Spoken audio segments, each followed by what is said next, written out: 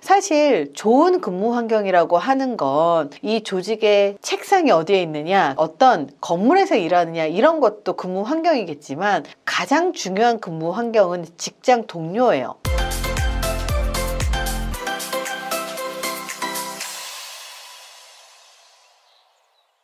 직장에서 피해야 할 부정적인 태도 4가지와 그 태도를 긍정적으로 바꾸는 방법 6가지를 알려드리도록 하겠습니다. 직장에서 사람들이 다 싫어하는 그런 태도가 있어요. 심지어 그 태도라고 하는 게 그냥 단순히 관계의 문제만을 벗어나서 업무 성과에 직접적인 영향을 미치기까지 하는데요. 회사에서는 팀워크가 가장 중요해요. 나 혼자 일을 하는 곳이 아니기 때문에 나하고 함께 일하는 팀원, 그리고 조직 전체를 고려를 해서 의사결정을 하는 건 기본 중에 기본이고요. 그 팀워크를 높이기 위해서 가장 첫 번째가 바로 옆에 있는 사람을 얼마나 배려할 줄 아는가, 이게 가장 중요하거든요. 그래서 직장에서 사람들이 싫어하고 그리고 팀워크를 저해하는 행동 4가지를 말씀을 먼저 드릴 건데, 첫 번째가 바로 자존심이에요. 자존감이 낮은 사람이 자존심이 높다는 얘기 들어보신 적 있으세요? 정말로 자신 있고 정말로 능력 있고 정말로 자존감이 높은 사람은요, 자존심 부리지 않아요. 근데 자존심 부리는 사람들을 가만히 보면 그 안에는 우월감이 깔려 있어요. 심지어 이런 사람들은 다른 사람들이 나의 의견, 그리고 나의 생각, 나의 아이디어를 거부하는 것 자체를 되게 민감하게 여기는 사람들이 굉장히 많아요. 그래서 괜히 고집을 부리는 거죠. 자존심만 굉장히 높은 사람들이 겸손한 척을 해도요, 다 티가 나는 거예요. 그래서 자존심만 높은 사람들의 겸손은 되게 사람들이 싫어해요. 왜냐면 금방 티가 나니까. 그래서 이 자존심이라고 하는 건 자기가 남보다 우월하다고 생각을 하는 그런 사람들, 그래서 다른 사람들이 나의 의견이나 생각이라든지 입장을 무조건 받아들여야 한다고 생각을 하는 그런 사람들, 이런 사람들, 그리고 이런 태도들은 회사에서, 특히 조직에서는 지양해야 될 태도죠. 하지 말아야 되는 태도예요. 두 번째가 교만이에요. 교만이란 말은 이 자존심하고도 연결이 되어 있어요.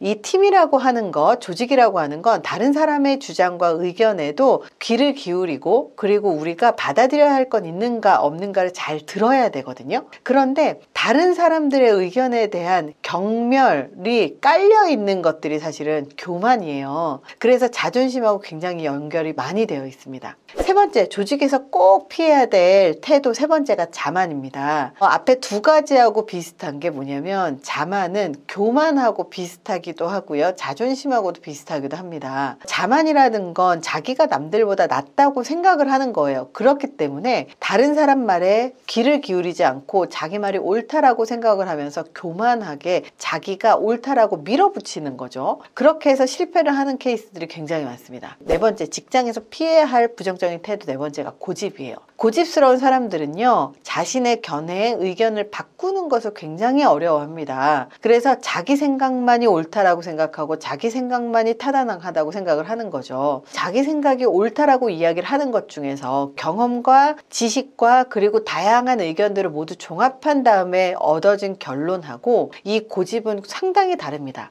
그냥 고집만 있는 사람이 있어요. 지식도 없고 경험도 없고, 그리고 다른 사람들의 의견을 받아들이지도 못하면서 자기 말만 옳다라고 생각하는 이런 고집은요, 이 팀워크에서 가장 나쁜 것이기도 합니다. 조직이라는 건 각자의 역할과 그들의 입장에서 고려해야 될 것들이 굉장히 많거든요. 그렇기 때문에 다른 사람의 의견과 생각을 잘 듣고 그것을 어떻게 하면 우리 전체적인 입장에서 활용을 해야 될 것인가를 고민할 수 있는 게 실제로는 리더의 역할이거든요. 그래서 나만이 옳다라고 하는 태도 자체가 옳은 게 아니에요. 그렇다면 이것을 긍정적으로 바꾸려면 어떻게 할까요? 사실 좋은 근무 환경이라고 하는 건 이 조직의 책상이 어디에 있느냐, 어떤 건물에서 일하느냐 이런 것도 근무 환경이겠지만 가장 중요한 근무 환경은 직장 동료예요. 그래서 직장 동료, 직장 상사가 사실은 가장 좋은 근무 환경이라는 거예요. 모든 것은 상호작용합니다. 내가 이 회사에 다니는 게 너무너무나 힘들다면 내가 이 회사에 맞지 않는 사람이기도 하겠지만 내가 이 회사에서 요구하는 것을 제대로 해주지 못하는 것일 수도 있다는 것을 2가지를 같이 기억하셔야 된다는 겁니다. 그래서 어떻게 하면 이 상황을 해결할 수 있을 것인가? 첫 번째가 갈등과 문제 해결입니다. 직장에서 일어날 수 있는 어떤 문제에 대해서 우리가 어떻게 어떻게 반응해야 되는지 아는 것은 회사뿐만 아니라 우리 자신에게도 정말로 중요한 자산이 되기도 합니다. 관계에서의 갈등은 둘의 관계를 어떻게 해결을 할 것이냐, 직접 상대방하고 감정의 고를 해결하고, 그리고 갈등이 입장의 차이인지 역할의 차이인지 이것을 분명히 구분을 하실 수 있어야 돼요. 회사에서 갈등이라고 하는 건 결국은 업무상의 갈등인 경우가 많아요. 업무상의 갈등에서 개인의 감정 갈등으로 더 심화되는 경우들이 많거든요. 굳이 감정까지 상해가면서 그 회사에서 파이팅이 넘치게 그렇게 싸울 필요가 뭐가 있습니까? 그렇기 때문에 이 업무상의 문제는 대화로 충분히 풀 수 있는 환경을 만들어 나가는 것, 그게 불가능하다면 직장 상사에게 SOS를 쳐서 이런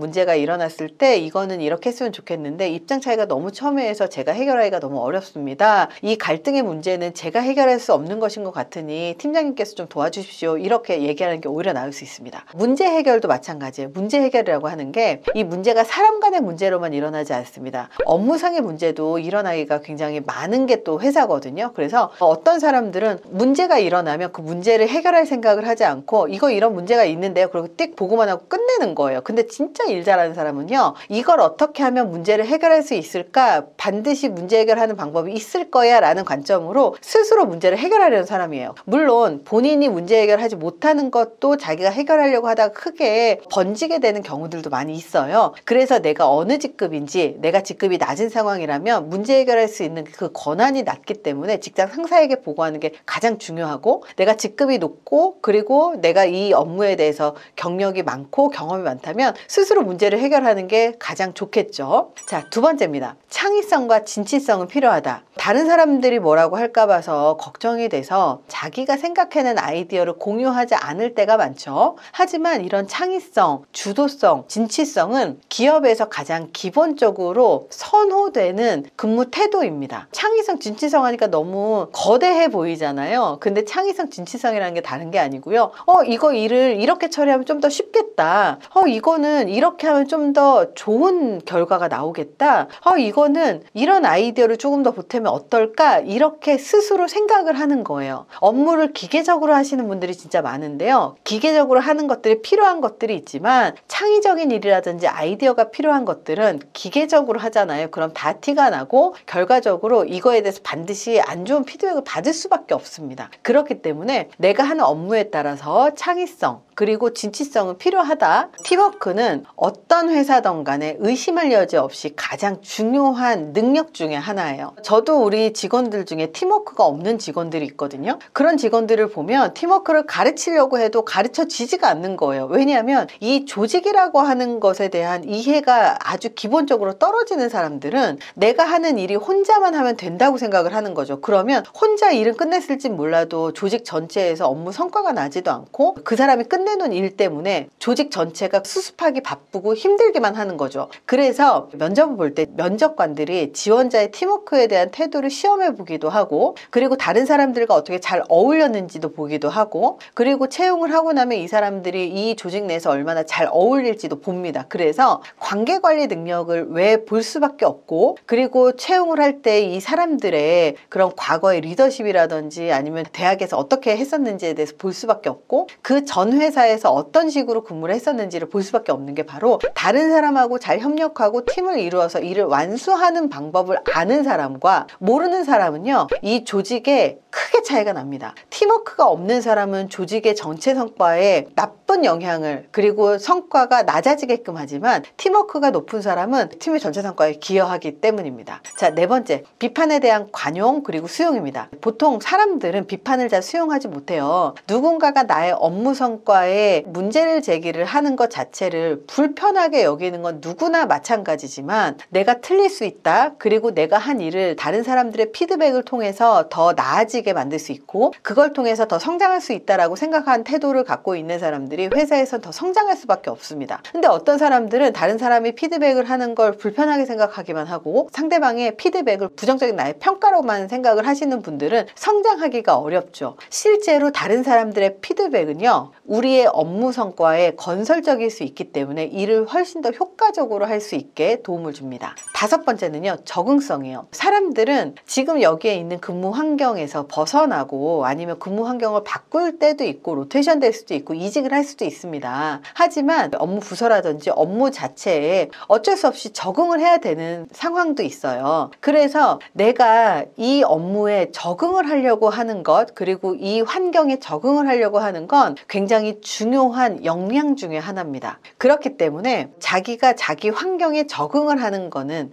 능력 중에도 굉장히 중요한 능력이죠. 6번째는 계획입니다. 계획을 세우는 건 누구나 할 수 있어요. 근데 계획을 세웠다면 그것을 잘 실행하고 마무리하는 게 가장 중요한 역량 중에 하나입니다. 사실 계획을 잘 세우는 사람들도 실행하지 못하는 사람들도 굉장히 많아요. 근데 계획이라는 건 실행하기 위해서 계획을 세우는 거지 계획만 세우기 위해서 하는 게 아닙니다. 그래서 계획을 잘 세우고 계획을 잘 실행시켜서 끝내는 사람들, 이런 사람들이 업무를 잘하는 사람이기도 하고 자기의 스트레스가 낮은 사람이기도 합니다. 업무 환경에서 스트레스를 줄이는데 가장 중요한 기술 중에 하나가 계획이기도 하고요. 우선순위를 잘 정리하고 적절한 시기에 적절한 결정을 내리는 것도 굉장히 중요한 능력입니다. 그렇기 때문에 회사에서는 작업일지를 쓰게 하기도 하고 메일 투두리스트를 쓰게 하기도 하고 그리고 업무 보고를 하기도 하는데요. 그 이유가 뭐냐면 많은 사람들이 계획한 대로 하루의 일과를 잘 쓰지 못하기 때문입니다. 그래서 이렇게 작업 일지를 제대로 쓰고 그리고 제대로 업무 계획을 실행을 하는 것 자체가 시간과 자원을 절약할 수 있는 굉장히 중요한 방법입니다. 오늘은 부정적인 근무 태도가 직장에서 어떻게 영향을 미칠 수 있는지를 살펴봤습니다. 그리고 어떤 태도가 팀원들이 좋아하는 태도인지 조직에서 좋아하는 태도인지를 알아봤습니다. 이번 영상이 도움이 되셨길 바랍니다. 감사합니다.